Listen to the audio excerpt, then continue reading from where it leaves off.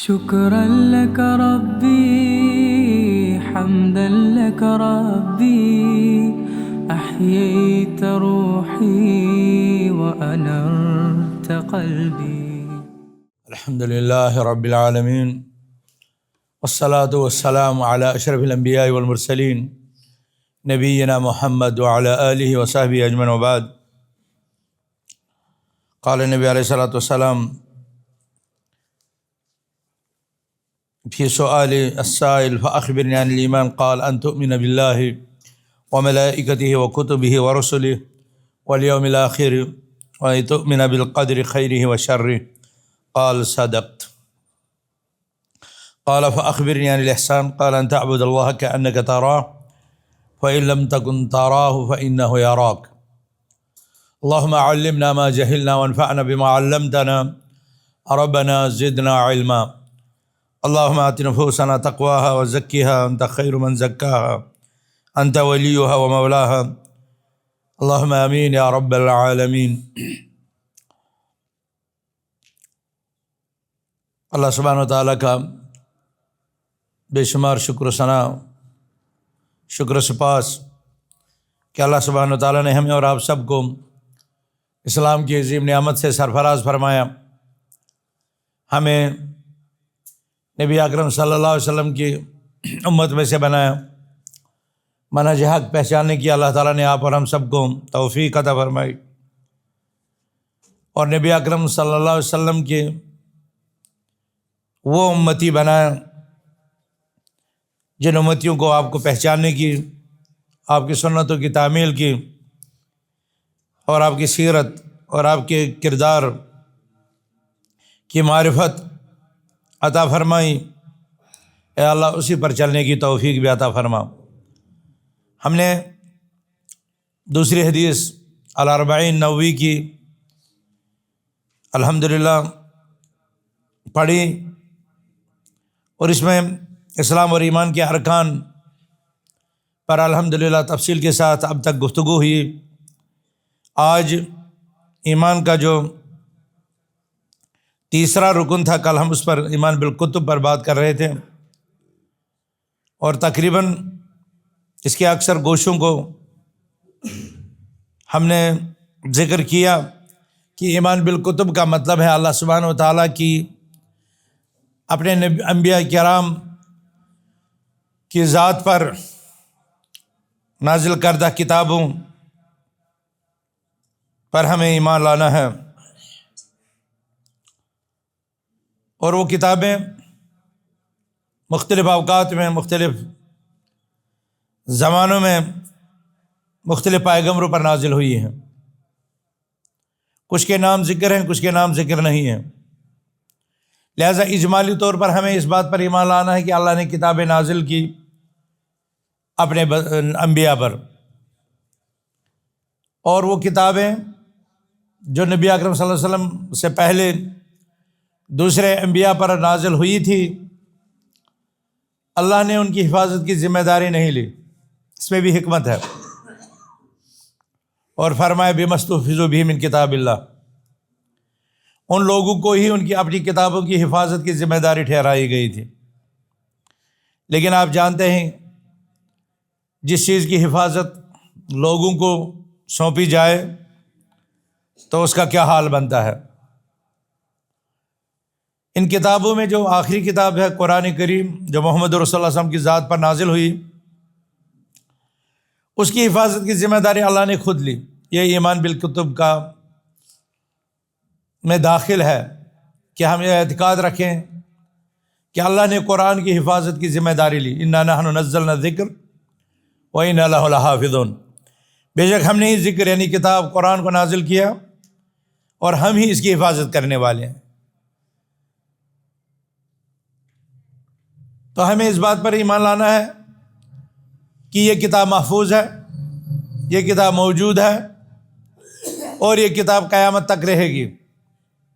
قیامت سے پہلے تختیاں تو ہوں گی، لیکن تختیوں کے بیچ میں اس کے حروف اٹھا لیے جائیں گے، لیکن تب تک یہ کتاب ساری کی ساری موجود رہے گی. کسی کی تحریف اس میں کسی کی تنقیص، کسی کی تحقیر اس کتاب کو نقصان نہیں پہنچائے گی، کیونکہ اللہ نے اس کی ذمہ داری لی ہے۔ اس لیے اب جو دعویٰ کرتے ہیں کہ کتاب ہے ہی نہیں وہ بھی جھوٹے ہیں، اور جو کہتے ہیں کہ یہ کتاب کامل اور مکمل نہیں ہے ان کا بھی رد ہوتا ہے اس بات سے کہ اللہ نے اس کی حفاظت کی ذمہ داری لی ہے۔ آپ نے سنا ہوگا کہ کچھ لوگ یہ اعتقاد رکھتے ہیں کہ یہ جو کتاب قرآن ہمارے پاس موجود ہے یہ ایک حصہ ہے، اس کے کئی حصے کہیں اور ہیں اور کبھی اور نکلیں گے، ہمیں وہ ٹچ کرنے کی ضرورت نہیں ہے وہ کون ہے اور کن کے پاس ہے، لیکن ایک دعویٰ ہے، لیکن اس دعوے کی بنیاد جھوٹ پر ہے، اس دعوے کی بنیاد جھوٹ پر ہے۔ سارا کا سارا قرآن موجود ہے، جو کتابوں میں سب سے آخری کتاب ہے، ان کتابوں کی حفاظت کی ذمہ داری اللہ نے نہیں لی، لہٰذا وہ مکمل نہیں رہی، اور جو نسخے اس وقت دنیا میں موجود ہیں ان کے متعلق کوئی گارنٹی نہیں ہے کہ اس میں کتنا صحیح ہے کتنا غلط ہے، کتنا ملایا ہوا کتنا بدلایا ہوا ہے۔ ہم نے ان تحریف شدہ تورات اور انجیل کے نسخوں کو دیکھا ہے، اور ان کو پڑھنے سے ہی پتہ چلتا ہے کہ یہ کتابیں سلامت نہیں رہی ہیں، کیونکہ جب ہم قرآن کو پڑھتے ہیں تو ہمیں قرآن میں جو تعلیمات ملتی ہیں ان تبدیل شدہ نسخوں میں اس کے برعکس جب عقائد اور اسماء صفات کا ذکر ہو تو وہیں سے پتہ چلتا ہے کہ یہ کچھ بگاڑ ہوا ہے، کیونکہ وہ بھی اللہ کا کلام اگر مانا جائے اور یہ بھی اللہ کا کلام مانا جائے تو اس میں تناقض اور تعارض اور تضاد نہیں ہوگا۔ مثلا سورہ قاف میں اللہ سبحانہ و تعالیٰ فرماتا ہے کہ ہم نے اس آسمان اور زمین کو 6 دن میں پیدا کیا، اور اس کے بعد فرماتا ہے وَمَا مَسَّنَا مِن لُغُوبٍ، ہمیں اس سے تھکاوٹ نہیں ہوئی۔ لیکن جو تورات کا سفر تکوین ہے اس میں بتاتا ہے کہ رب نے کہا کہ میں نے زمین اور آسمان کو 6 دن میں پیدا ہو، پھر تھکاوٹ ہوئی تو 7ویں دن آرام کیا، تو وہاں پر لکھا ہے فَاسْتَرَاحَ فِي الْيَوْمِ السَّابِعِ، اللہ نے 7ویں دن آرام کیا۔ آرام کون کرتا ہے؟ آرام وہ کرتا ہے جو تھک جاتا ہے، اور اللہ فرماتا ہے سورہ قاف میں وَمَا مَسَّنَا مِن لُغُوبٍ، ہمیں تو تھکاوٹ نہیں ہوئی، پتہ چلا یہاں صحیح ہے اور وہاں بدلا ہوا ہے۔ اس قرآن میں اللہ تعالیٰ حضرت آدم علیہ السلام کی پیدائش کا اور دوسرے پیغمبروں کی پیدائش کا کہتا ہے، اور اللہ تعالیٰ اپنی صفات بیان کرتا ہے، لیکن جب ہم وہی تورات اور انجیل کے نسخوں میں دیکھتے ہیں تو وہاں پر بھی پیدا کرنے کا آتی ہے بحث، لیکن اس میں وہ کہتے ہیں، اس میں لکھا ہے کہ اللہ تعالیٰ نے آدم کو بنایا فندم الرب، پھر اللہ تعالیٰ کو شرمندگی ہوئی میں نے کیا بنا دیا، جبکہ اللہ سبحانہ وتعالیٰ سورہ بقرہ میں کہتا ہے کہ ہم نے آدم علیہ السلام کو اس زمین میں اپنا خلیفہ بنایا۔ یہاں تو اس پر اعزاز اور فخر کر رہے ہیں کہ ہم نے آدم کو اس روئے زمین پر خلیفہ بنایا، اور وہاں کہہ رہا ہے کہ مجھے شرمندگی ہوئی اس کے بنانے پر، تو پتہ چلتا ہے کہ وہاں پر ضرور گڑبڑ ہے۔ آپ جانتے ہیں کہ یہودی قوم دنیا میں سب سے بڑی سازشی قوم ہے، اور یہی قوم سازشوں میں کے ساتھ ساتھ جرائم پیشہ بھی ہے، شراب یہ پیتی ہے، بدکاریاں یہ کرتی ہے۔ تو ہمارا قرآن جو انبیاء کے متعلق تاثر دیتا ہے وہ یہ ہے کہ وہ معصوم تھے، وہ پاک باز تھے، لیکن انہوں نے تورات اور انجیل کے تحریف شدہ نسخوں میں اس طرح کی باتیں آئی ہیں کہ حضرت نوح علیہ السلام نے اپنے گھر کے سامنے وہ بویا، کیا نام ہے، جس سے وہ نشاور چیزیں جو ہے بنتے ہیں، اور پھر حضرت نوح کو نشہ چڑھ گیا، فسکرہ کا لفظ ہے، تو اسے نشہ چڑھ گیا۔ اور حضرت لوط علیہ السلام کے متعلق بھی ایسے کلام کیے ہیں کہ اعوذ باللہ، اسے یہ سمجھ میں آتا ہے کہ حضرت لوط کو اس کی بیٹیوں نے شراب پلا دی، اور پھر جو اور لفظ ہے وہ میں زبان پر لا ہی نہیں سکتا۔ تو اسے پتہ چلتا ہے کہ انبیاء کی ان کے دل میں کتنی توقیر اور عزت تھی، اور وہ ان کی طرف کیا کیا منسوب کر دیتے تھے، اور یہ سارا وہ ایسے بلا سبب نہیں کرتے تھے، وہ ان جرائم میں اپنے آپ کی موجودگی کو جسٹیفیکیشن دیتے تھے، ان کو جوازیت فراہم کرتے تھے۔ تو میں اس زیادہ تفصیل میں نہیں جاؤں گا، صرف یہ بتانا چاہوں گا کہ وہ نسخے جو اس وقت بائبل کے شکل میں یا تورات اور انجیل یا اس کو کتاب مقدس بھی کہتے ہیں وہ موجود ہے، لیکن وہ اصل نہیں ہے، کیونکہ ہمارا قرآن کہتا ہے کہ ان لوگوں نے اپنی کتابوں میں تحریف کر دی، اپنی کتابوں کو بدل دیا۔ تو پھر جب کبھی موقع آئے گا تو میں بتاؤں گا آپ کو یہود اور نصارہ نے کیا کیا کیا، اس حوالے سے ان کے عقائد کیا تھے، ان کے نظریات کیا تھے، اور جو تحریف بگاڑتے تھے وہ کیا کیا بگاڑتے تھے اور کیسے بگاڑتے، اگر اس کا موقع ملا۔ یہاں پر گنجائش نہیں ہے، یہاں پر مجھے بتانا ہے ایمان بالکتب، ہمیں کتابوں پر ایمان لانا ہے کہ یہ کتابیں اللہ کی طرف سے ہے اور یہ اجمالی ہے، یعنی مختصر ماننا ہے ہمیں، کیونکہ ان کتابوں کے متعلق جو ڈیٹیل ہمارے پاس ہے وہ مجمل ہے، مفصل نہیں ہے، مختصر ہے۔ تو اگر وہ مختصر ذکر ہے تو ہمارا ایمان بھی مختصر ہی ہوگا، لیکن جن چیزوں کے متعلق تفصیلی بیانات ہیں ان چیزوں پر تفصیلاً ایمان لانا واجب ہے۔ تو سابقہ کتابوں پر اجمالاً اور قرآن کریم پر تفصیلاً ایمان لانا اس امت پر واجب ہے، اور یہ کہ یہ قرآن ان کتابوں میں سب سے آخری کتاب ہے جو محمد رسول اللہ صلی اللہ علیہ وسلم کی ذات اقدس پر نازل ہوئی۔ قرآن وہ کتاب ہے جو متعبد بالتلاوہ ہے، اللہ کی طرف سے نازل کرتا ہے، اس میں حروف اور کلمات بھی رسول اللہ صلی اللہ علیہ وسلم کے نہیں ہیں، اللہ ہی کی طرف سے حروف بھی آئے ہیں، اللہ ہی کی طرف سے کلمات ہیں، اللہ کی طرف سے ہی ترتیب ہے، کیونکہ زمانی اعتبار سے یہ قرآن مختلف اوقات میں گرچہ نازل ہوا، لیکن اس قرآن میں جو پہلے پارہ سے تیسرے پارہ تک جو ترتیب ہے اس ترتیب سے وہ نازل نہیں ہوا۔ البتہ رسول اللہ صلی اللہ علیہ وسلم نے جب جب قرآن کا کوئی حصہ نازل ہوا تو کاتبین وحی جو صحابہ میں سے کچھ شواہد لکھنے والے تھے ان کو کہہ دیتے تھے کہ یہ آیت یہاں پر لکھو، یہ سورت یہاں پر لکھو، یہ اس کے بعد لکھو، وہ اس کے سے پہلے لکھو، تو گویا یہ ترتیب تواتراً ہمیں ان سے ہی ثابت ہے۔ اس حوالے سے یہ سارا اللہ کی طرف سے ہے، لیکن نزول کے اعتبار سے یہ الگ الگ نازل ہوا۔ اور آپ نے دیکھا قرآن میں قرآن کا اعجاز، میں نے آپ کو بتایا پہلے بھی ایک دن کے قرآن کے الفاظ، قرآن کے کلمات میں اتنی بلاغت ہے، اتنی فصاحت ہے، اور اس میں اتنی زیادہ حکمتیں ہیں کہ اللہ تعالیٰ نے کوئی لفظ یوں ہی استعمال نہیں کیا ہے۔ سورہ قدر میں، لیلۃ القدر میں اللہ سبحانہ وتعالیٰ نے فرمایا انا انزلناہ فی لیلۃ القدر، ایک دوسری صورت میں فرمایا انا انزلناہ فی لیلۃ مبارکہ۔ یہ کس کے متعلق ہے؟ یہ قرآن کے متعلق ہے کہ ہم نے اس قرآن کو ایک بابرکت رات میں اتارا۔ یہ ایک جگہ یہ 26ویں پارے میں فرمایا، لیکن 30ویں پارہ میں سورۃ القدر میں فرمایا وہ جو بابرکت رات تھی انا انزلناہ فی لیلۃ القدر، ہم نے اس کو قرآن کو قدر والی رات، تعظیم والی رات، عظمت والی رات میں جو ہے اتارا۔ تو یہاں پر بھی انزلنا کا لفظ استعمال ہوا، لیکن قرآن میں بہت جگہ انزلنا کے بجائے یا نزل یا نزل کا لفظ، نزلنا انا نحن نزلنا الذکر، تو نزلنا جو نون کے بعد زا ہے، زا مشدد، اور یہاں پر انا انزلنا، یہاں پر زا جو ہے نا صرف متحرک ہے، مشدد نہیں ہے، لیکن الف کا اضافہ ہے شروع میں، انزلنا انزال سے ہے، اور جہاں پر نزلہ سے ہے وہاں تنزیل سے ہے۔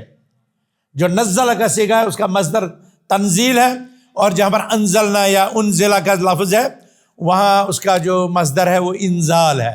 انزال اور تنزیل میں فرق ہے عربی زبان میں، جیسے کہتے ہیں قطع، اس نے کاٹا، لیکن اگر اس پر تو پر تشدید لگائیں گے تو اس معنی میں شدت پیدا ہو جاتی ہے۔ جب کہیں گے قطع، اس کا مطلب ٹکڑے ٹکڑے کیا، کاٹنا تو وہ بھی ہے، لیکن اس نے اور اس کاٹے میں فرق ہے۔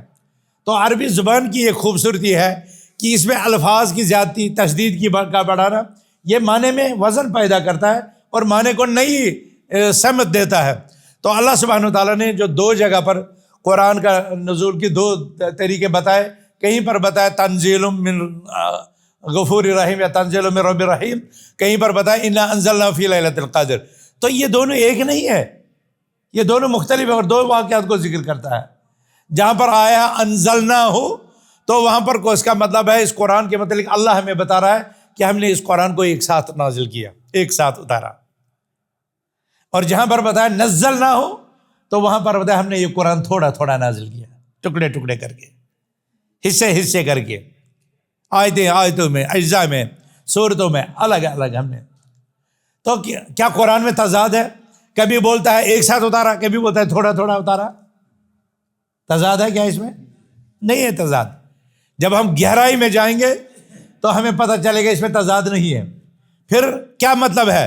ایک جگہ اللہ کہتا ہے ہم نے اس کو اتارا ایک ساتھ، اور دوبارہ بولتا ہے ہم نے اس کو ٹکڑے ٹکڑے اتارا، تھوڑا تھوڑا اتارا۔ تو جب آپ قرآن کا سیاق کا مطالعہ کریں گے اور رسول اللہ صلی اللہ علیہ وسلم پر اس کی 23 سالہ زندگی، 22 سال اور 5 مہینے میں قرآن کریم مکمل نازل ہوا۔ پہلے دن نازل ہوئی صرف 5 آیتیں، تو سارا قرآن تو نازل نہیں ہوا۔ اِنَّا أَنزَلْنَاهُ فِي لَيْلَةِ اقرأ بِاسْمِ رَبِّكَ الَّذِي خَلَقَ خَلَقَ الْإِنسَانَ مِنْ عَلَقٍ۔ آخری آیت جو دنیا میں نازل ہوئی وہ تھی وَاتَّقُوا يَوْمًا تُرْجَعُونَ فِيهِ إِلَى اللَّهِ۔ تو جہاں پر ذکر ہے کہ اس قرآن کو ہم نے تھوڑا تھوڑا نازل کیا، تو اس سے مراد ہے آخری جو نچلا آسمان ہے سمائے دنیا، اس سے رسول اللہ علیہ وسلم کی ذات اقدس پر یہ تھوڑا تھوڑا نازل ہوا۔ لیکن لوح محفوظ سے سمائے دنیا تک یہ قرآن ایک ساتھ اتارا گیا، اور وہ شب قدر تھی۔ شب قدر میں اللہ تعالیٰ نے سارے قرآن کو نازل کیا لوح محفوظ سے دنیاوی آسمان تک، جو آخری آسمان ہے زمین کے قریب، اس تک اس کو ایک ہی رات میں نازل فرمایا۔ لیکن جب وہاں تک پہنچایا، پھر وہاں سے ضرورت کے مطابق جب جس آیت کی جس حکم کی جس صورت کی ضرورت ہوتی تھی، وہ اللہ تعالیٰ نے مختلف اوقات میں، کبھی دن میں، کبھی رات میں، کبھی سفر میں، کبھی حضر میں، کبھی مکہ میں، کبھی مدینہ میں اللہ تعالیٰ نے قرآن کو نازل کیا۔ اسی لیے جب آپ علوم قرآن پڑھیں گے تو آپ کو قرآن کچھ مکی نظر آئے گا، کچھ صورتوں پر مکیہ لکھا ہے، کچھ صورتوں پر مدنیہ لکھا ہے۔ تو مکیہ سے مراد ہے وہ جو ہجرت سے پہلے نازل ہوا، اور مکیہ مدنیہ سے مراد وہ صورتیں ہیں جو ہجرت کے بعد جو ہے رسول اللہ پر نازل ہوئی۔ کچھ صورتوں کو سفری کہتے ہیں اور کچھ کو اقامتی کہتے ہیں، یعنی کبھی آپ رسول اللہ علیہ وسلم دوران سفر ہوتے تھے تو آپ قرآن نازل ہوتا تھا، کبھی وہ اپنے گھر میں اقامت پذیر ہوتے تھے یا مدینہ میں ہوتے تھے تو ان پر قرآن نازل ہوتا تھا۔ تو کچھ سفر میں نازل ہوا، کچھ گھر میں نازل ہوا، کچھ مکہ میں نازل ہوا، کچھ مدینہ میں نازل ہوا۔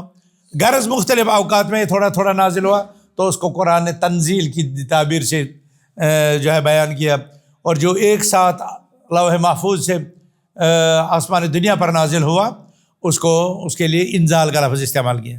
تو غرض یہ قرآن 23 سال تک رسول اللہ صلی اللہ علیہ وسلم پر اترتا رہا، ہمیں اس پر ایمان لانا ہے، اور اس بات پر ایمان لانا ہے کہ جو قرآن جبریل لے کر محمد صلی اللہ علیہ وسلم کے پاس تشریف آور ہوئے، محمد صلی اللہ علیہ وسلم نے وہ سارا قرآن امت تک پہنچا دیا، اپنے سینے میں کچھ نہیں رکھا، یا اپنے صحابہ میں سے بعض کو الگ کر کے، جیسے کہ کچھ لوگوں کا دعویٰ ہے کہ فلاں فلاں صحابی کو کچھ دکھا دیا تھا اور ان کو بتایا تھا دوسری امت کو یہ نہیں پہنچانا۔ ایسا نہیں ہے، کیونکہ قرآن کہتا ہے یا رسول بلغ ما انزل الیک، اے رسول تم پہنچا دو لوگوں تک وہ جو تمہاری طرف نازل کیا گیا ہے، اور اگر تم ایسا نہیں کرو گے فما بلغت رسالتہ، اگر تم اس قرآن کو جن کی طرف یہ بھیجا گیا ان تک نہیں پہنچاؤ گے تو تم نے رسالت کا حق ادا نہیں کیا۔ تو کیا آپ اپنے رسول پر صلی اللہ علیہ وسلم پر اس قسم کا کوئی شک کرتے ہیں کہ اس نے امت کو نہیں پہنچایا؟ اور جو لوگ ایسا کہیں گے وہ کتنا بڑا بہتان باندھتے ہیں رسول اللہ علیہ وسلم پر، کہ انہوں نے، کچھ لوگ کہتے ہیں اس قرآن میں سے بعض ایک صحابی کو یا 2 صحابی کو بتا دیا اور عام لوگوں کو نہیں پہنچایا۔ رسول اللہ صلی اللہ علیہ وسلم نے تو وحی کے لیے کاتبین رکھے تھے، حضرت معاویہ کو رکھا تھا، حضرت زید بن ثابت کو رکھا تھا، حضرت جو ہے نا کئی صحابہ تھے جن کو کاتبین وحی کہا جاتا ہے، وحی لکھنے والے تھے وہ۔ تو یہ عبداللہ بن ابی سرح ایک وحی کا لکھنے والا، آج کوئی کہے گا نہیں، رسول اللہ صلی اللہ علیہ وسلم نے چھپا لیا۔ آج میں آپ کو ایک ایسا واقعہ بتاؤں گا کہ آپ دنگ رہ جائیں گے، شاید پڑھا بھی ہوگا آپ لوگوں نے، لیکن وہ بھی ایک یہودی نصرانی سازش کا حصہ ہے۔ ایک مسلمان ہوا اور رسول اللہ صلی اللہ علیہ وسلم کی خدمت میں آیا، ایمان لایا، اور آپ صلی اللہ علیہ وسلم کی مجلس میں بیٹھنے کا اعزاز حاصل کیا، چونکہ لکھنا پڑھنا جانتا تھا، اس لیے رسول اللہ صلی اللہ علیہ وسلم نے اس کو بھی کاتبین میں بنا دیا کہ تم بھی یہ جو قرآن نازل ہوتا ہے اس کو لکھتے جاؤ۔ تو کچھ دن تک اس نے لکھا، اچانک وہ اپنے نصرانیت کی طرف بھی پلٹ گیا۔ کیا آپ لوگوں نے یہ واقعہ سنا ہے؟ یہ واقعہ سنا ہے؟ آپ نے سنا ہے؟ اس نے کچھ دنوں تک رسول اللہ صلی اللہ علیہ وسلم کا کلام لکھا، قرآن لکھا جو نازل ہوتا تھا، لیکن کچھ دنوں کے بعد وہ پلٹ گیا اپنی نصرانیت کی طرف۔ جب وہ پلٹ گیا تو وہاں جا کر کے وہ اب دیکھو کیسی گستاخی، ایک تو چلو وہ اسے مرتد ہوا، لیکن گستاخی جو کی وہ یہ تھی کہ یہ محمد کیا بتاتا ہے، یہ کیا لکھتا ہے، اس کو تو میں ہی بتاتا تھا پھر لکھتا تھا، یعنی یہ وحی اوپر سے نہیں آتی تھی، یہ میرا بتایا ہوا کلام تھا جو یہ لکھواتا تھا، یہ تو میں ہی اس کو کہتا تھا۔ اللہ کا کرنا ایسا ہوا، اللہ کا جو غضب اس پر نازل ہوا کہ اس کی موت ہو گئی، اور جا کر کے نصارہ نے اس کو دفن کر دیا۔ جب دفن کر دیا، صحیح بخاری میں روایت ہے، حدیث ہے کہ اس زمین نے وقد لفظ فلما اصبحوا وقد لفظت الارض، جب وہ صبح اٹھے تو زمین اس نصرانی کے جثے کو، اس کی لاش کو باہر پھینک چکی تھی۔ تو وہ لوگ کیا کہنے لگے، بجائے اس کی کہ وہ اپنے غلط کرتوتوں پر ندامت کرتے کا اظہار کرتے، وہ کہنے لگے ھذا فعل محمد و اصحابہ، یہ محمد صلی اللہ علیہ وسلم اور اس کے صحابہ کا کام ہے۔ انہوں نے اس کو رات کو جو ہے، کیونکہ اس نے ان کی پول کھول دی بالفاظ دیگر، یعنی وہ کہہ رہے تھے کہ انہوں نے ایسا کیا ان کو، اور انہوں نے اس کو زمین سے باہر پھینک دیا۔ تو دوسرے دن انہوں نے گہری خبر کھو دی اور اس میں دفن کر دیا۔ صبح جب اٹھے تو پھر وقد لفظت الارض، صحیح بخاری کے الفاظ ہیں، اگر گوگل پر لکھو گے نا لفظت لام فی ضیتا اور ہا لفظت الارض، آپ دیکھو پوری حدیث نکل آ جائے گی آپ کے سامنے۔ وقد لفظت الارض، زمین اس کو باہر پھینک، ہم لفظ بولتے ہیں لفظ، یہ کیوں بولتے ہیں؟ اس لیے کہ یہ کلمہ ہم اندر سے پھینکتے ہیں باہر، تو جب لفظت الارض یعنی زمین نے اس کو باہر پھینک دیا۔ اب وہ پھر کہنے لگے ھذا فعل محمد و اصحابہ، یہ محمد اور اس کے ساتھیوں کا کام ہے۔ تیسرے دن انہوں نے اس سے گہری قبر کھو دی اور کہنے لگے چلو رات کو پہرا دے دو۔ 3 دن کے بعد چوتھے دن، 3 دن تک تو وہ دفن ہی کرتے رہے، چوتھے دن کہا آج ہم اس کو جو ہے نا رات کو پہرا دیں گے، یہ محمد کے ساتھی کب اٹھتے ہیں، کب قبر کھودتے ہیں اور کب اس کو باہر پھینکتے ہیں، تو رات کو ہم نگرانی رکھیں گے۔ اب جب نگرانی رکھی تو وہاں کون نکلنا تھا؟ اس کو زمین نے رات کو خود باہر پھینک دیا، اور پھر کہنے لگا نہیں ان کا نہیں ہے، جا کر اس کو کسی نالے میں پھینک دو، اس کو زمین اس کو قبول نہیں کرتی۔ شیخ الاسلام ابن تیمیہ رحمۃ اللہ علیہ نے شاتم ہے نا کتاب ان کی شاتم الرسول، رسول اللہ علیہ وسلم کے گستاخ کے حوالے سے انہوں نے الصارم المسلول فی الرد علی شاتم الرسول، یعنی ننگی تلوار رسول اللہ علیہ وسلم کی شان میں گستاخی کرنے والے پر، یہ ابن تیمیہ رحمۃ اللہ علیہ کی کتاب ہے۔ اس میں انہوں نے لکھا ہے، اس سے پتہ چلتا ہے کہ رسول اللہ صلی اللہ علیہ وسلم کا گستاخ یا ان کی شان میں گستاخی کرنا کتنا بڑا جرم ہے، اور یہ ایسا جرم ہے کہ اس جرم کو زمین بھی برداشت نہیں کرتی۔ یہ شیخ الاسلام نے لکھا ہے الصارم المسلول فی الرد علی شاتم الرسول کتاب میں، یہ اردو میں بھی آ گئی ہے مارکیٹ میں، پڑھنی چاہیے یہ کتابیں۔ کتنی عظیم کتابیں ہیں شیخ الاسلام ابن تیمیہ کی، اور ہم چونکہ ایمان اور عقیدے کی بحث پڑھتے ہیں تو دنیا میں جتنا ابن تیمیہ نے عقیدے پر، ایمانیات پر لکھا، شاید ہی کسی اور نے اتنا لکھا ہو، شاید ہی کسی نے اتنا خوبصورت اور لکھا ہو، لیکن انہوں نے اپنی طرف سے نہیں لکھا، وہی لکھا جو رسول اللہ پر نازل ہوا، جو صحابہ نے سمجھایا، جو تابعی نے سمجھایا، جو بعد کے مجددین نے سمجھایا، وہی جمع کیا انہوں نے۔ علم الاولین والآخرین انہوں نے جمع کیا، ان کی فتاویٰ ہی 37 جلدوں میں ہے، ان کی تفسیر کبیر 320 جلدوں میں ہے۔ اللہ تعالیٰ اس تفسیر کو آزاد کرائے، وہ ظالموں کی قید میں ہے جرمن میں۔ لوگوں نے تو انسان بند کر کے رکھے ہیں، لیکن یہاں کتاب ہے جو بغداد کے مکتبے سے چوری کی گئی، بلکہ اردن میں وہاں کی ایک لائبریری سے چوری کی گئی، اور اس کو برلن کی لائبریری میں اس کو بڑی عالم اسلام نے پیشکشیں کی، ہم اتنا پیسہ دیں گے، اتنا یہ دے دیں گے، اس کو چھوڑو، اس کا فوٹو اسٹیٹ کریں تو وہ نہیں دیتے ہیں۔ اس کے کچھ نوٹس ہیں مارکیٹ میں، التفسیر الکبیر 7 جلدوں میں، وہ صرف اس کے کچھ نوٹس ہیں، اور وہ 320 جلدوں میں ہے وہ کتاب۔ ابن تیمیہ نے کتنا لکھا وہ آپ ابن قیم سے پوچھیے، وہ برزالی سے پوچھیے، اور جو اس وقت موجود ہے مارکیٹ میں ان کی کتابیں، اس کے علاوہ بھی اتنے پختہ ایمان اس علم میں ہوئے کہ لوگ کہتے ہیں کہ جس فن میں بولتے تھے لگتے تھے اس فن میں اس سے بڑا کوئی نہیں ہے۔ اور اس کے شاگردوں نے کہا جس حدیث کو ابن تیمیہ کہہ دے میں جانتا ہی نہیں تو وہ حدیث ہی نہیں ہوگی، وہ حدیث ہی نہیں ہوگی۔ ابن تیمیہ کا یہ مقام تھا۔ اجتہاد کی شروط جو ابن تیمیہ نے پیدا کی، تمام مسالک والوں نے اعتراف کیا کہ اجتہاد کی سخت شرطیں اگر کسی میں پیدا ہوئی یا نہیں ہوئی، ابن تیمیہ میں تو وہ پیدا ہو چکی ہیں۔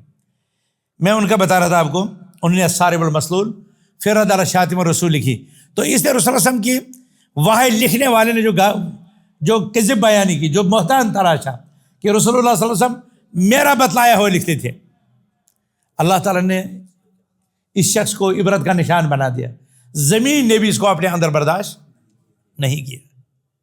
تو جو دوسرے گستاخ ہیں انہیں کیسے کیا؟ اب اگر کوئی یہ گستاخی کرے گا انہیں کچھ چھپا دیا ہے، یہ اسے بھی بڑا الزام ہے چھپا دینا۔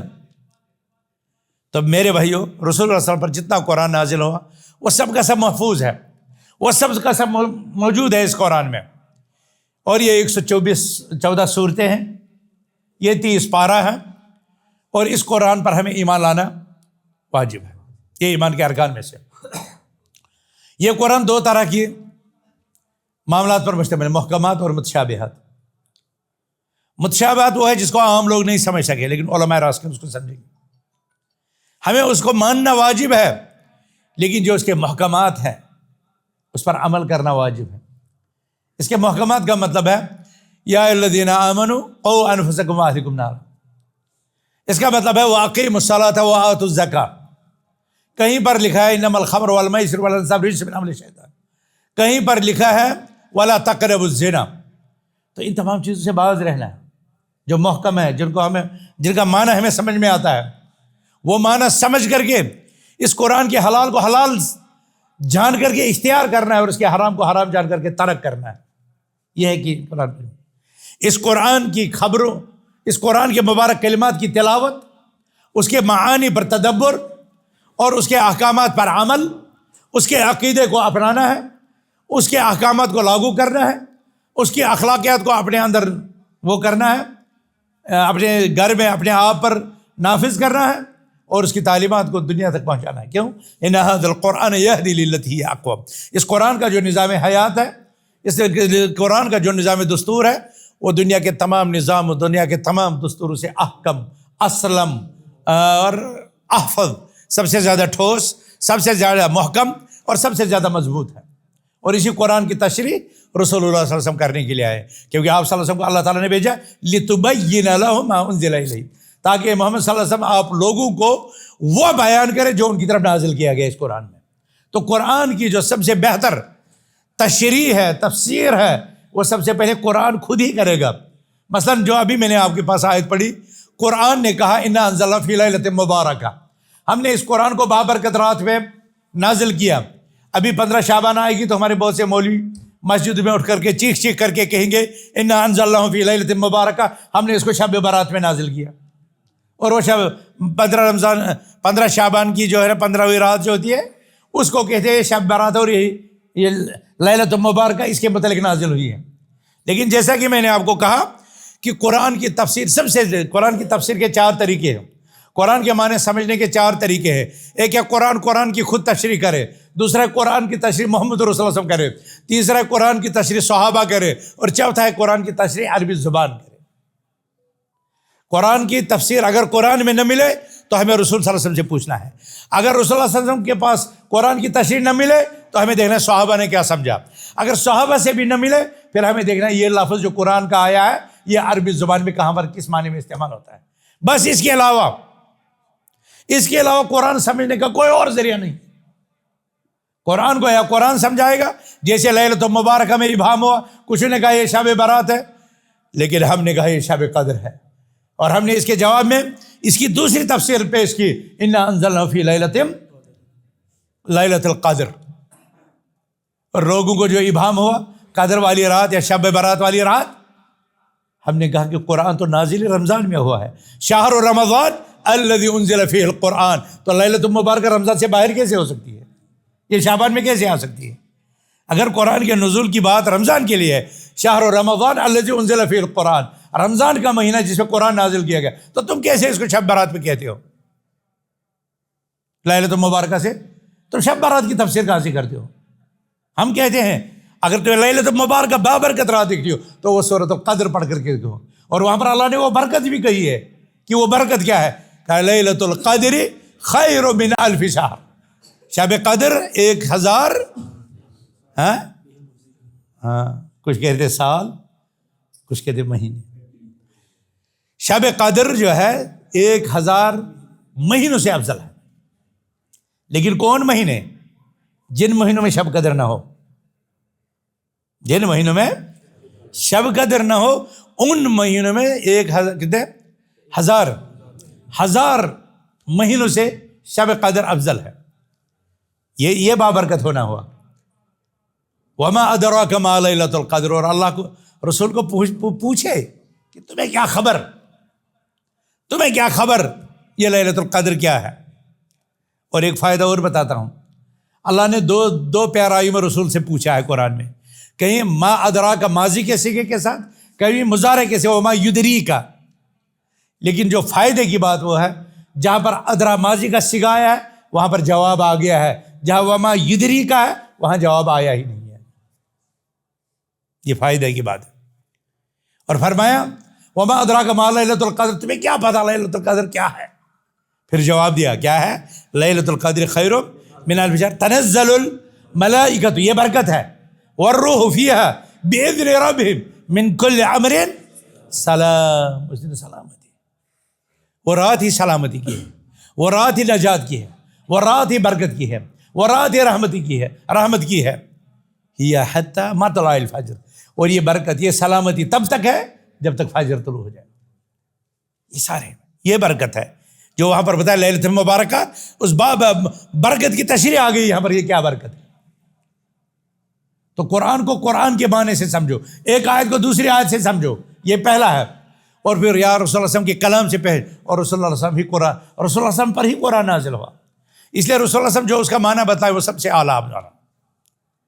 اور پھر جو صحابہ نے بتایا، کیونکہ صحابہ نے رسول سے سنا اور جو عربی زبان میں ہے، تو ہمیں اس قرآن کو جو محمد رسول اللہ صلی اللہ علیہ وسلم پر نازل ہوا، اس قرآن کو آسمانی کتابوں میں ناسخ بھی، مہیمن بھی، اور قیامت تک کے لیے محفوظ بھی تصور کر رہا ہے۔ یہ ایمان لانا، اس کے محکمات پر عمل کرنا ہے، اس کے متشابہات کو ماننا ہے، اور اس کے معنی میں کہیں ابہام آ جائے تو اس میں اہل علم کی طرف رجوع کرنا ہے، فاسألوا اہل الذکر ان کنتم، اور اس قرآن کو پڑھنا ہے، تلاوت کرنا ہے۔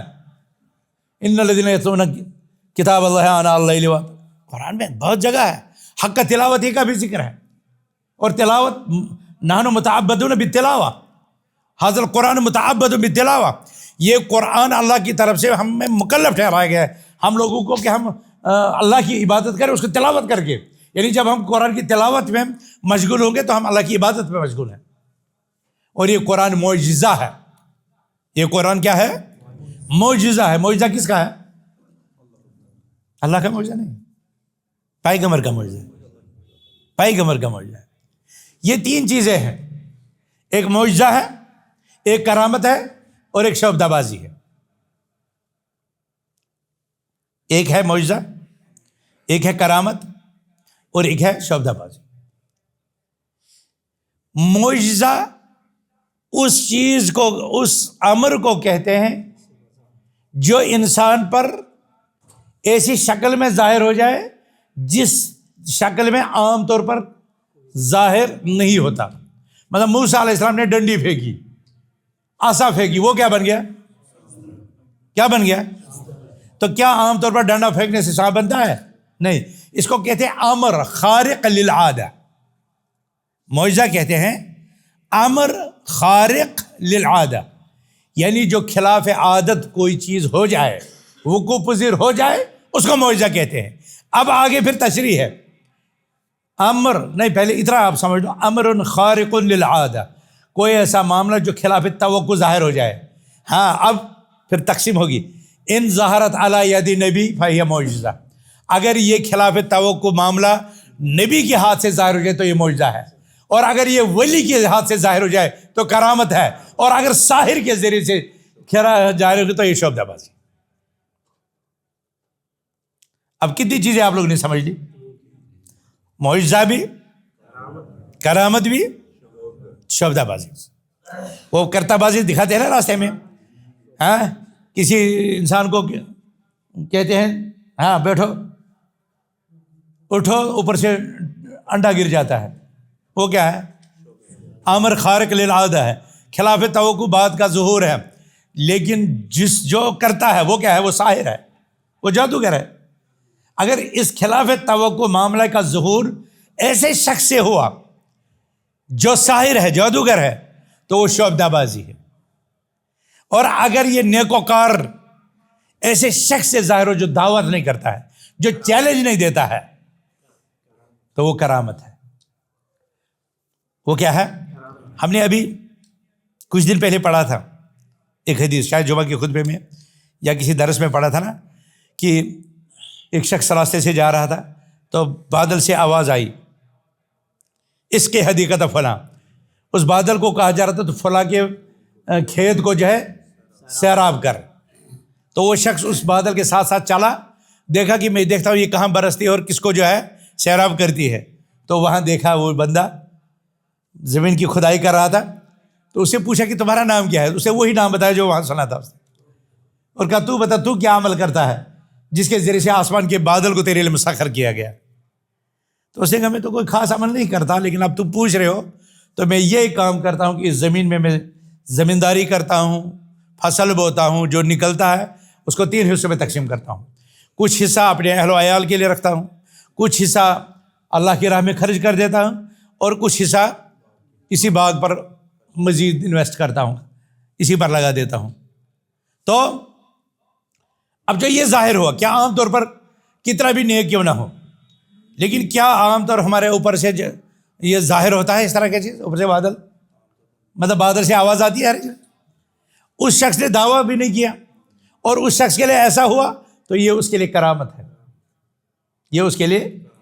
صحابہ میں بھی بہت سے لوگوں کو ہوا، وہ قرآن پڑھتے تھے، اوپر سے فرشتے آ گئے، اور وہ فرشتے گھوڑوں نے دیکھے تو گھوڑے جو ہے نا اچھلنے لگے، تو یہ ان بزرگوں کی کرامت تھی۔ رسول اللہ علیہ وسلم کے سامنے صحابہ کی جماعت موجود تھی، جب وہ واپس نکلنے لگے تو راستے میں اندھیرا تھا، تو ان میں سے ایک صاحب کی جو عصا تھا نا، وہ عصا ہی ٹارچ بن گئی، اسے لائٹ نکلنے لگی، تو وہ لائٹ پہ گھر پہنچ گئے۔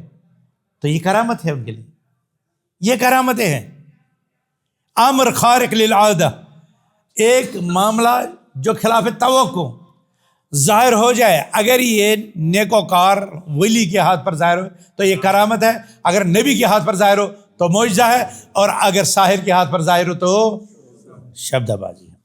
لمبا چلا گیا میں، تو میں کہہ رہا ہوں قرآن محمد رسول اللہ علیہ وسلم کا معجزہ ہے۔ کیوں معجزہ ہے؟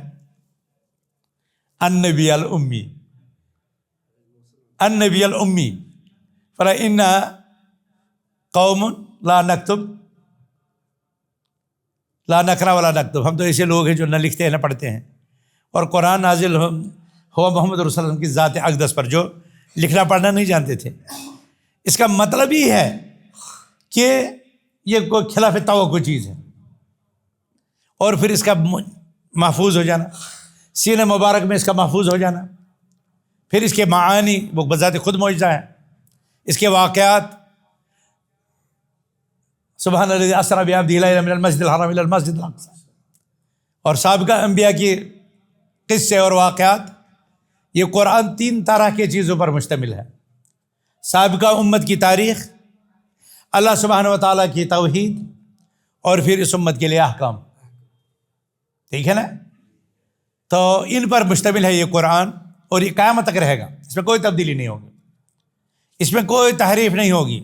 جو کریں گے وہ ناکام ہو جائیں گے، جو کریں گے وہ ناکام ہوں گے۔ بہت لوگوں نے کوششیں کر دی، اس ملک میں بھی کچھ لوگوں نے ریپیٹیشن کر دی تھی جب ہم چھوٹے تھے، اس کو قرآن کو بیان کر دو، اس کو یہ کرو، اس کو وہ کرو، لیکن یہ قرآن پڑھا جائے گا، قیامت تک پڑھا جائے گا۔ اس قرآن کو ماننے والے اور حفظ کرنے والے قیامت تک رہیں گے۔ دنیا کی کوششیں ناکام ہو جائیں گی، لیکن اس قرآن کا ظہور، اس قرآن کا اعجاز، اس قرآن کی تعلیمات، اس قرآن کے معانی، اس قرآن کی شریعت یہ دنیا پر راج کرتے رہے، کبھی کم کبھی زیادہ، لیکن یہ چیز ہے۔ اور پھر ہمیں یہ ایمان لانا ہے اس بات پر کہ یہ قرآن اللہ کا کلام ہے۔ یہ بات میں نے ابھی تک نہیں بتائی تھی نا، بتا دے وہ ہے القرآن کلام اللہ منہ نزل و الیہ یعود۔ ہمیں اس بات پر ایمان لانا ہے کہ یہ قرآن اللہ کا کلام ہے، اس کی طرف سے آیا اور اسی کی طرف پلٹ جائے گا۔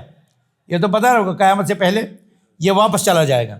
جب صبح اللہ کا بندہ ایک بندہ اٹھے گا تو وہ صفحات کھولے گا، وہ پہلے پڑھنا شروع کر دے گا تو اس کو زبان پر چڑھے گا ہی نہیں، کیونکہ سینے سے بھی نکال دیا گیا ہوگا۔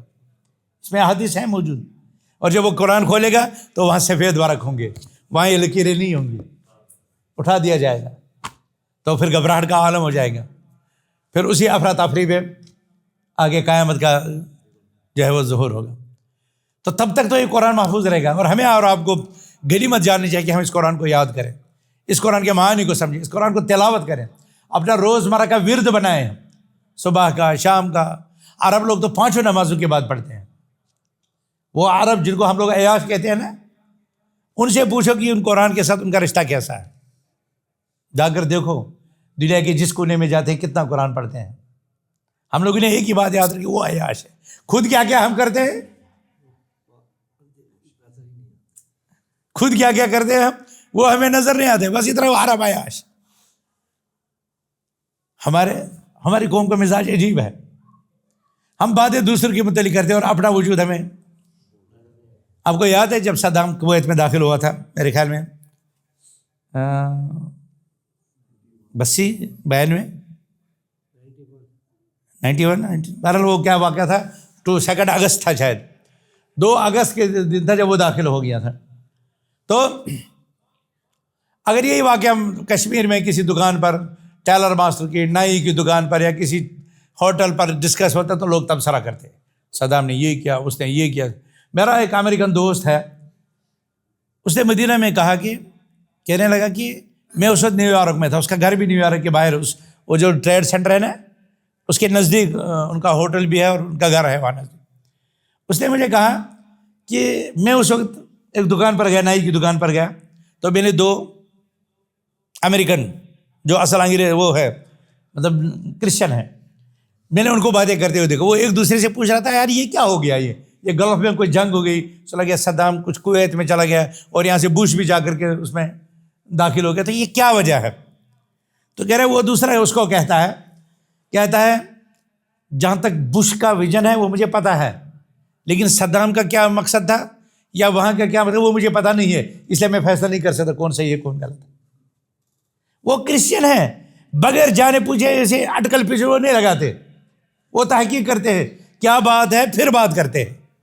کہہ رہے ہیں بش کا ویژن ہمیں پتہ ہے، لیکن صدام کا کیا ہے یہ ہمیں نہیں پتہ ہے، اس لیے ہم فیصلہ ہی نہیں کر سکتے یہ بات کیا ہے، حق ہے یا غلط ہے۔ اور میں آپ کو بتاؤں جو دارالسلام ہے نا، دارالسلام جو عالمی نشریاتی کتابوں کا وہ جو قرآن حدیثیں لکھتا ہے نا، انہوں نے الرحیق المختوم انگریزی میں لکھی ہے۔ تو ہوسٹن ہے امریکہ میں ایک شہر، ہوسٹن ہے، وہاں پر بوسٹن ہی ہے، وہاں پر ان کی برانچ ہے، لاس اینجلس میں برانچ ہے۔ وہ بڑا پڑا تھا الرحیق المختوم سے، انگریزی سے۔ جب یہ جنگ ہوئی تو پتہ ہی نہیں چلا کہ کتنے گھنٹوں میں وہ ساری کتابیں ختم ہو گئی، کیونکہ وہ اس ریجن کی ہسٹری، اس ریجن کا جغرافیہ اور اس ریجن کی جو ہے نا ہسٹری پڑھنے لگ گئے کہ ہم دیکھتے ہیں کہ کیا ہے وہاں، تاکہ ہم فیصلہ کریں جنگ میں کون صحیح ہے کون غلط ہے۔ اور ہمارے ہم جب دکان پر بیٹھتے ہیں وہاں کیا دربار ہوتا ہے، پھلو جو غلط کچھ صحیح، یہ پاتر پانے خبر پانا سنٹی گھر موبائل سنمت کڑت پانا آسان سنمتی موبائل گھر کڑت گوت شاہ سلمان پہ بہن، یہ خود دکانوں پر اپنا وقت گزارتا ہے، لیکن فتوے دیتا ہے، اس پر پالیٹکس پر بات کرتا ہے، امریکہ پر یورپ پر تبصرے کرتا ہے، اور اپنا وجود اپنا بے خبر ہے۔ اور تقریباً ہمیں قرآن نے کیا کہا تھا، لا تقف ما لیس لک بہ علم، تم اس معاملے میں بات ہی مت کرو جس کا تمہیں علم نہ ہو۔ ابو بکر رضی اللہ تعالیٰ عنہ سے ایک شخص نے پوچھا، وہ فاکہتا وہ ابا، یہ ابا تو ہے، یہ فاکہ تو ہمیں پتہ ہے میوے کو کہتے ہیں، یہ ابا کیا چیز ہے؟ تو جانتے ہو ابو بکر صدیق رضی اللہ عنہ نے کیا کہا؟ ابو بکر رضی اللہ تعالیٰ عنہ نے فرمایا ایو سماء تظلنی و ایو ارض تقلنی اذا قلت فی کلام اللہ ما لا اعلم، کون آسمان مجھے سایہ دے گا، کون زمین میرا بوجھ برداشت کرے گی، اپنے اوپر میرا وجود برداشت کرے گی، اگر میں اللہ کی کلام میں وہ کہوں جس کا مجھے علم نہیں ہے۔ اور ہمارے عام لوگ کیا کہتے ہیں، قرآن سمجھا چیت کے۔ میں ابھی سن رہا تھا وہ سندیپ جو ہے نا یہاں کا وہ ماں، وہ ابھی کہہ رہا تھا ایک بات، وہ کسی حامی کے ساتھ اس کی آج ہو گئی ہے، وہ اس کو کہتا ہے قرآن و حدیث میں ہے ایسا، اور پھر اسے واقعہ سنایا یہ قرآن حدیث میں۔ میں کہہ رہا اس بیچار کو یہ بھی نہیں پتا قرآن کیا ہے حدیث کیا ہے، اور یہ بھی کہہ رہا ہے قرآن و حدیث میں، لیکن یہ اس کی خطا نہیں ہے۔ ہمارے کتنے مسلمان ہیں ایسے کہہ دیتے ہیں روز قرآن اس میں شرائط کہیں تب سے اساس قرآن کھول مت حدیث میں ایسا ایسا ہے۔ آپ کو پتہ ہے قرآن میں جو حرام چیزوں سے اللہ نے منع کیا ہے نا، ان کو ترتیب وار کیا ہے منع، پہلے چھوٹا حرام، پھر بڑا حرام، پھر بڑا حرام، پھر بڑا۔ اس کا آغاز اللہ تعالیٰ نے فواحش اور منکرات سے کیا ہے، آگے آگے جا کر کے شرک تک، اور پھر جو سب سے بڑی بات ہے جو حرام ہے وہ ہے اللہ پر جھوٹ، وَأَن تَفْتَرُوا عَلَى اللَّهِ مَا لَا تَعْلَمُونَ، تم اللہ پر جھوٹ باندھو جس کا تمہیں علم نہ ہو، اور رسول اللہ صلی اللہ علیہ وسلم کی طرح بات منسوب کر دینا۔ یہ کتنا بڑا جھوٹ ہے۔ آپ صلی اللہ علیہ وسلم نے فرمایا مَنْ كَذَبَ عَلَيَّ مُتَعَمِّدًا فَلْيَتَبَوَّأْ مَقْعَدَهُ مِنَ النَّارِ، جو اللہ پر، جو رسول اللہ صلی اللہ علیہ وسلم کی طرف ایسی بات منسوب کرے جو انہوں نے نہیں کہی ہوگی، تو کہہ رہے ہیں کہ اس کو اپنی جگہ جہنم میں ڈھونڈ لینی چاہیے، فَلْيَتَبَوَّأْ مَقْعَدَهُ مِنَ النَّارِ۔ تو اگر اس امت کو، اس امت کے مولویوں کو، اس امت کے مفتیوں کو یہ پتہ لگے کہ اللہ کی طرف بات منسوب کرنا، رسول اللہ علیہ وسلم کی طرف بات منسوب کرنا کتنی بڑی بات ہے، تو یہ روز روز فتوے دینا چھوڑ دیں گے۔ ہمارے سلف کہا کرتے تھے، بلکہ حدیث ہے اجرکم علی الفتوی اجرکم علی النار، تو میں جو فتوے کی زیادہ جرأت کرتا ہے اس کو جہنم میں جانے کی زیادہ جرأت کر لیجیے۔ جب وہ زیادہ فتوے دیتا ہے اس کا مطلب اس کو جہنم میں جانے کا کوئی ڈر نہیں۔ تو قرآن کلام اللہ، اللہ کا کلام ہے، تو آپ اللہ کو اپنی طرف سے کلام منسوب تو نہیں کر سکتے ہو نا۔ منہ نزل، یہ قرآن اللہ کی طرف سے نازل ہوا ہے، وَإِلَيْهِ يَعُودُ، اور یہ کلام اللہ کی طرف ہی لوٹ کر جائے گا۔ اور یہ کہ اگر یہ اللہ کا کلام ہے تب یہ مخلوق نہیں ہے۔ یہ ایک اہم بات ہے جو ہمیں قرآن پر ایمان کے سلسلے میں، ایمان بالکتب کے سلسلے میں جاننی چاہیے کہ قرآن مخلوق نہیں ہے، کیونکہ یہ اللہ کی صفت ہے، اور اللہ کی ذات خالق ہے، اس کی صفات بھی خالق ہے، وہ مخلوق نہیں ہے۔ یہی وجہ ہے کہ جب معتزلہ کا زور ہوا ہارون رشید کے بعد، امین رشید یا مامون رشید کے دور میں، تو ایک فتنہ اٹھا، فتنہ خلق قرآن، لیکن اس وقت امام اہل سنہ والجماعہ احمد بن حنبل رحمۃ اللہ علیہ کو اللہ تعالیٰ نے یہ توفیق دی کہ وہ اس بڑے فتنے کے سامنے مضبوط چٹان کی طرح کھڑا ہو گیا، اور 28 سال کی قید برداشت کی، صرف اس عقیدے کو قائم کرنے کے لیے کہ قرآن مخلوق نہیں ہے، یہ اللہ کا کلام ہے۔ پھر اس کو روز آتے تھے وہ قیدی اور اس کو وہ جلاد اس پر عذاب کرتے تھے، اسے کوڑے مارتے تھے، اس کو کہتے تھے کہ تم کہو ایسا، قرآن اللہ کا کلام ہے۔ تو جانتے ہو احمد بن حنبل کیا کہتے تھے؟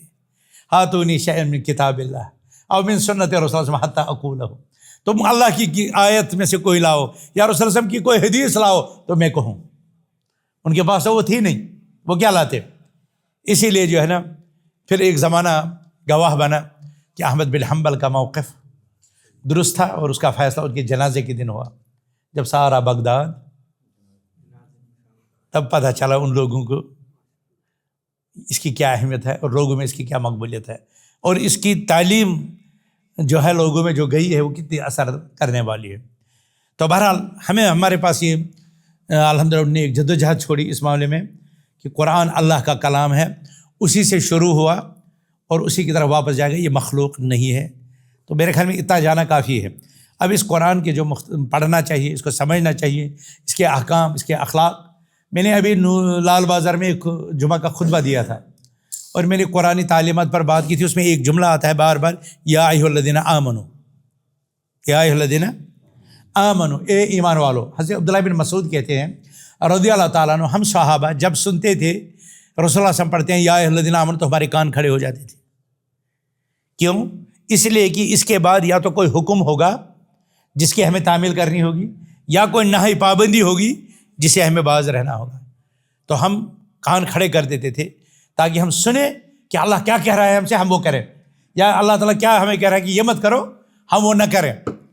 تو میں نے وہاں خطبے میں بتایا کہ میں آپ لوگوں کو ہوم ورک رکھتا ہوں، آپ لوگ قرآن کے اہل جناب ساری آیتیں جمع کرو اور پھر آگے احکامات تلاش کرو، کیا کیا کہا گیا ہے ہمیں کرنے کے لیے اور کیا کیا کہا گیا ہے ہمیں نہ کرنے کے لیے، ٹھیک ہے نا، تاکہ جو ہے تاکہ ہمیں قرآن پر عمل کرنا آسان ہو جائے۔ تو آپ لوگوں کو حیرت ہوگی، جب میں دوسرا جمعہ وہاں دینے کے لیے گیا تو مجھے ایک بزرگ نماز کے بعد ملا، اس نے جیب سے نکالے 2-3 اوراق اور اس نے وہ ساری آیتیں جمع کر دی تھی جس میں لکھا تھا یا اہل الذین آمنوا، ساری آیتیں۔ بلکہ اس نے یہ بات بھی کہی کہ میں نے آخر میں اپنی طرف سے اس میں ایک چیز اور اضافہ کر دی، میں نے وہ آیتیں بھی جمع کر دی جس میں لکھا یا ایھا الناس۔ سمجھ میں آیا؟ اس کا مطلب ہے کہ آج بھی لوگ شوقین ہیں علم کے، آج بھی لوگ قرآن کو کھولنا چاہتے ہیں، آج بھی لوگ قرآن کو پڑھنا چاہتے ہیں، آج بھی لوگ قرآن کو سمجھنا چاہتے ہیں، اور آج بھی لوگ قرآن کے ساتھ جڑے ہوئے ہیں۔ یہ ہم اور آپ لوگوں کی بدقسمتی ہے کہ ہمارا رشتہ اس قرآن کے ساتھ کتنا کمزور ہے۔ یہ قرآن ہماری دنیاوی سرخروئی، دنیاوی ترقی اور اخروی نجات کی ضامن ہے، لیکن اتنا ہی ہمارا اس کے ساتھ رشتہ کمزور ہے۔ یہ قرآن قیامت کے دن رب کے دربار میں حاضر ہوگا اور قرآن پڑھنے والے کے لیے شفاعت کرے گا۔ رسول اللہ صلی اللہ علیہ وسلم نے فرمایا ان ھذا القرآن یأتی یوم القیامۃ شفیعا لاصحابہ، یہ قرآن قیامت کے دن آئے گا قاری قرآن کے لیے شفاعت کرنے کے لیے۔ دوسری جگہ قرآن اور روزے کو ملا ہے ان القرآن والصیام یأتیان یوم القیامۃ شفیعا لاصحابہ یقول القرآن یا رب شفعنی فیہ، یا رب منعتہ النوم باللیل فشفعنی فیہ، ویقول الصیام یا رب منعتہ الطعام منعتہ الاکل والشرب بالنہار فشفعنی فیہ، او کما قال علیہ السلام۔ روزہ کہے گا اے رب میں نے اس کو کھانے پینے سے روک دیا، اے اللہ اس کی حق میں میری شفاعت قبول کر دے۔ اور قرآن کہے گا اے رب میں نے رات کی نیند اس سے چھڑوا دی، اس کو قرآن میں ہی لگا رہا، آج اس کے حق میں میری شفاعت قبول کر لے۔ ایک طرف یہ معاملہ ہوگا، اور یہ معاملہ ہوگا کہ قاری قرآن سے کہا جائے گا تو قرآن یہاں بھی پڑھتا جا، اور جتنے مرتبہ تو نے زیادہ قرآن پڑھا ہوگا اتنا زیادہ آپ کے لیے جنت میں اونچے درجات کا جو ہے تعین ہوگا۔ لیکن دوسری طرف سے جو اس کا منفی پہلو ہے وہ اتنا خطرناک ہے کہ اس سے آپ کو اور مجھے ڈرنا چاہیے۔ قرآن کہتا ہے وقال الرسول یا رب ان قوم اتخذوا هذا القرآن مہجورا، اور تم یاد کرو وہ وقت جب رسول اپنے رب کے دربار میں یہ دعویٰ دائر کرے گا اے میرے رب میری اس قوم نے اس قرآن کو پس پش چھوڑ دیا تھا۔ ہم لوگ تو امید لگائے بیٹھے ہیں کہ ہمارا پیغمبر ہماری شفاعت کرے گا، لیکن اگر ہمارا پیغمبر ہمارے خلاف دعویٰ دائر کرے گا کہ ان کا قرآن کے ساتھ رشتہ ہی نہیں تھا، انہوں نے تو تاغچوں میں اس کو رکھا تھا، انہوں نے تو الماری میں اس کو رکھا تھا، اب اگر وہ ہمارے خلاف وکیل ہوں گے، اگر وہ ہمارے خلاف رب کے دربار میں کیس درج کرنے والے ہوں گے تو ہمارا کیا بنے گا؟ ہمارا کیا بنے گا؟ کبھی سوچا ہے یہ آپ؟ پیغمبر سے تو ہم یہ توقع رکھتے ہیں کہ وہ ہماری شفاعت کریں گے، یا رب امتی امتی، لیکن اگر انہی امتیوں میں سے وہ لوگ ہوں جن کے متعلق رسول اللہ کے دربار میں عدالت میں یہ مقدمہ دائر کر دے یا رب انہوں نے تو قرآن کو پس پش چھوڑ دیا تھا، ابھی آپ کو اور مجھے فیصلہ ہمیں اپنے پاس ہے، اپنے غریباں میں جھانک کر کے دیکھنا ہے کیا ہم اس فریق میں سے ہیں یا اس فریق میں سے ہیں۔ آپ اپنی ہسٹری سامنے لائیے، قرآن کے ساتھ اپنے رشتے کو دیکھیے اور اس کے ساتھ جو ہمارا معاملہ ہے تو جوڑ لیجئے، فی الوقت اس وقت تک ہم کہاں ہیں؟ فیصلہ اپنے پاس ہے۔ ہر کوئی بل الانسان علی نفسہ بصیرہ، بل الانسان علی نفسہ بصیرہ، ہر انسان اپنے آپ کو پہچانے والا ہے، دیکھنے والا ہے۔ ولو القی معاذیرہ، وہ کتنے بھی بہانے بازیاں کرے لیکن وہ اپنے آپ سے باخبر ہے، اپنے اے اللہ ہمارے دلوں کو قرآن کے ساتھ جوڑ دے۔ اللہم اجعل القرآن العظیم ربیع قلوبنا ونور ابصارنا وجلاء صدورنا وذهاب همومنا وغمومنا یا ارحم الراحمین۔